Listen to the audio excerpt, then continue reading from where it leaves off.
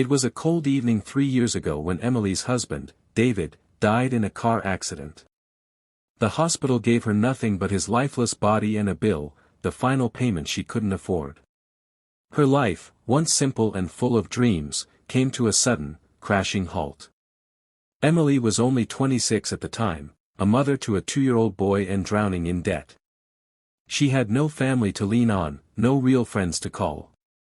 Just bills, responsibilities, and a little boy who looked up to her with innocent eyes she couldn't let down. Every day, she'd go out searching for work. But everywhere she went, she was met with rejection. "Sorry, you don't have the experience, and we really can't hire a single mother who'll need time off for her child." Some didn't even bother to be polite.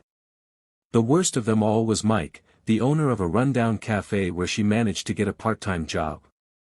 "Women like you use your pity story to avoid real work," he scoffed. "Your husband's dead, we get it. But tears won't serve coffee." He often made her work longer shifts without breaks and constantly criticized her. Nothing she did was ever enough. Then there was Laura, another waitress who clearly disliked her. "You have a kid, so what? Everyone has problems. Stop making your life sound like a soap opera," she'd mock her in front of customers.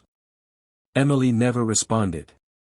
Her clothes were old, her shoes worn out, and on some nights, she would go hungry so her son, Liam, could eat. But in her eyes burned a quiet fire, the hope of giving Liam a better life. She had no idea that the biggest trial of her life, and her greatest blessing, were both just around the corner. That very afternoon, after dropping Liam at school, Emily was walking back home when she heard it, a scream. She rushed toward the frozen lake nearby and saw 2 little girls had fallen through the ice. They were screaming, their tiny hands flailing in the freezing water. People stood at a distance, watching, some even recording on their phones, but no one dared move closer. "Isn't anyone going to help them?" Emily yelled. "Too dangerous." "Call the police," someone shouted back. But there was no time. Emily kicked off her shoes, tore off her coat, and sprinted toward the lake. The ice cracked beneath her as she ran. Her body was freezing, her breath shallow, but she pushed forward. She reached the first girl and pulled her out with trembling hands, then the second. When she got them both safely to the shore, her hands were blue, her clothes soaked, and her lungs gasping for air. The crowd clapped. But no one offered her a blanket. No one gave her a warm drink. Except one man, a quiet stranger, wearing a simple jacket and a beard that half covered his face, stepped forward, took off his coat, and wrapped it around her. "You saved lives today," he whispered. "You're a hero." Emily was on the edge of fainting, but in her eyes was peace, the peace of knowing she had done something right.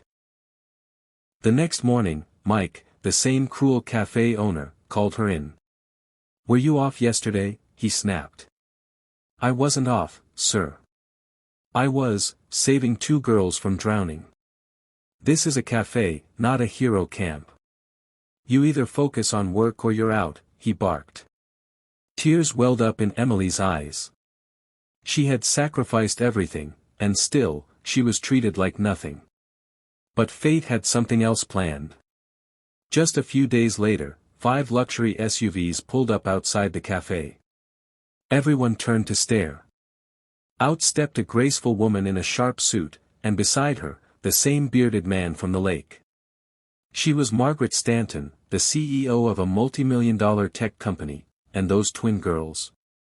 Her daughters. "Where's Emily?" she asked in a commanding voice as she walked into the cafe.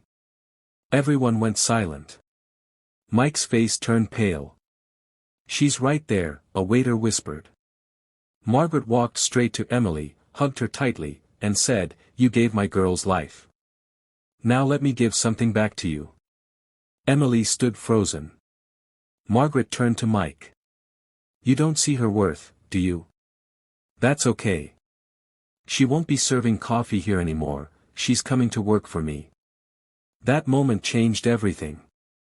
Margaret gave her a beautiful apartment, a stable job, a scholarship for Liam, and a reliable car. But the greatest gift? Dignity. The quiet stranger, whose name was Daniel, later told Emily how that day at the lake changed him forever.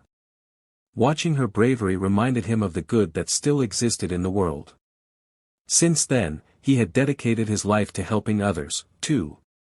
Months later, Emily stood at a women's empowerment seminar, sharing her story. She looked into the audience with tearful eyes and said, "I'm a single mom. Life broke me in 100 ways. But sometimes, one act of kindness, one brave choice, can rewrite your story." Thunderous applause filled the room. That night, as she tucked Liam into bed, he asked, "Mom, are you really a hero?"